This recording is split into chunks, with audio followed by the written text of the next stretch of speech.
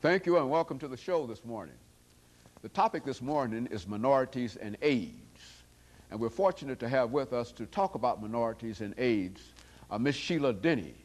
Ms. Dennie is the director for the Tennessee AIDS Training Education Center at Meharry Medical College. And of course, with Ms. Dennie is Mr. Ron Crowder. Mr. Crowder is a case manager with Project COPE. And of course, Mr.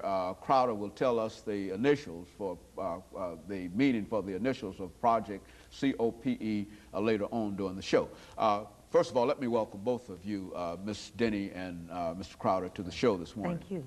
And to indeed say that, to talk about what we consider to be a very, very important topic this morning. And if you listen to the media, you understand that AIDS has had a tremendous impact, a tremendous health impact, not only on African Americans and other minorities, but on the entire American population. But today we want to deal with what minorities and AIDS. And of course, Ms. Dennie, before we do that, let's have you for a second time, I think, because you were with us earlier on an earlier show, for the second time to give us some information about your background and your education and some of the things that were important in terms of leading you to one of the warriors in this great army against HIV and AIDS. Well, my educational background stems from earlier my undergraduate degree in psychology at Howard University, and then I did my graduate work at Alabama A&M in Normal, Alabama, near Huntsville, also in psychology. I guess behavior, Dr. Haney, has always been an interest and a concern of mine, especially as it impacts people of color, with particular interest to African Americans. Young people, in addition, have been very important, near and dear to me, because I am a mother.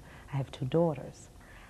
Coming to Nashville, initially working at Vanderbilt, I later became employed at Meharry for the Tennessee AIDS Education and Training Center, which is also affiliated with the Area Health Education Center's programs of Meharry. The mission of our program, which is funded by HRSA, is to train healthcare providers to keep them updated with the latest developments in HIV, with particular interest to minority health providers or providers who treat minority patients, meaning rural, underserved, African American, poor, or any of those different categories. So it's just a broad definition of what is meant by minorities when we talk about minorities and AIDS. We're not specifically talking about a racial minority. We're talking about an economic minority and etc. Exactly. Okay, very underserved, good. Underrepresented politically, in terms of underrepresented accessing health services. In other words, these are the folks that we are unable to somehow reach with ease with the various means of communications that we have, that we can reach everybody else. These are the minorities. Most readily, yes. Mr. Crowder, what about you and your background and how you became involved with COPE, Project COPE? Talk about that organization. Okay, well, first of all, Project COPE is an African American outreach walk-in type clinic. And COPE is an acronym for Community Outreach for Prevention and Education of HIV and AIDS. Or how I became involved in the organization is that their target population is African Americans, injection drug users, and their sex partners. I myself am a recovering addict, and also I was a former IV drug user. And I too am infected with HIV, where at this point I have full-blown AIDS. But that's what attracted me to it, the way in which African Americans perceive the disease or the infection as a whole. And I thought that maybe I could make a difference in relaying the information and, you know, propagating the, getting rid of the old myth that, you know, infection equals death. Infection equals no more life, you know. Or no hope. Or no hope, you know. Exactly. You know, Ms. Dennie, I think when we talk about it, and I know that you're not a medical doctor, but let's talk about the disease itself. That is, from your perspective, the kind of information that you have relative to this disease. What is AIDS and why the tremendous impact that it's having on the American health system and the whole thing. What is Well, this? first of all, we need to talk about HIV, which is the human immunodeficiency virus. And that is what leads a person to later develop into, as Ron says, full-blown AIDS. Once the virus enters the immune system, that system which we have been created with to help combat disease, it acts as a real stealth bomber, because it invades the healthy cells and then encodes it with its own HIV message and has that healthy cell thinking that it itself is HIV. It becomes HIV, then the new virions are then given birth throughout the body. Once the presence of opportunistic infections such as Kaposi sarcoma or pneumocystis pneumonia, or with women, recurrent vaginal candidiasis or cervical cancer, or a CD4 count of below 200, then you move to the category of AIDS, which is acquired immune deficiency syndrome. I think one thing that is important, especially for people of color, is in looking at the terms, you see that it's human, so you don't get it from a mosquito or a monkey or some of the other things that, you know, are promoted as possible origins of the disease, and it's also acquired. I wanted you to explain that. Yeah, it's acquired, meaning you have to do something to get it.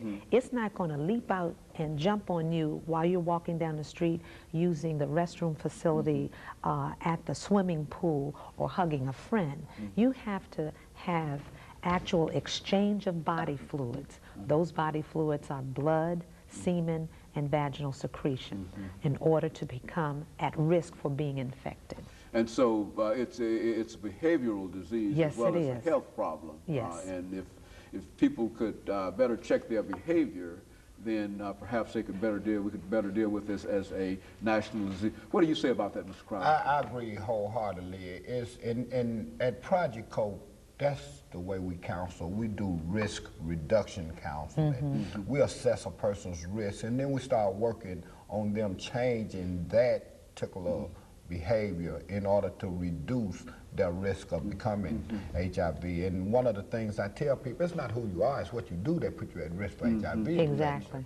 You know, and you know, even after a person becomes infected, and I think African Americans more so than any other population, is that they totally shut down, go in denial, and seems like they can't talk to anybody about it, and what they're actually doing is wreaking havoc upon themselves, because once they find out they're infected, then they don't want to go to the doctor to seek medical care. And now with the newer treatments and all the advances that they've made in HIV treatment these days, you know, it's almost now chronic illness. This is like asthma or diabetes. Right. Well, now I think, Ms. Denny, as a person who's interested in behavior, why this out-and-out denial?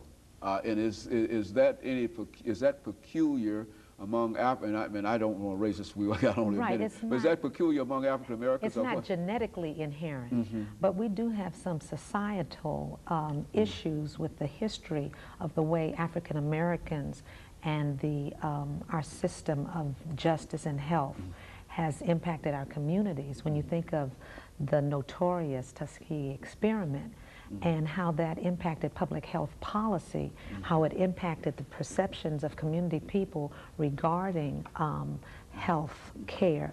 The notion of HIV being something that is associated with genocide becomes easy to accept, especially if other people of color, you know, Latinos and sometimes Asians, along with African Americans, have had negative dealings with institutions and systems of our society. Very good. Let's, Ms. Denny, let us take this first commercial break, and then we'll come back and we'll talk about other aspects of this problem.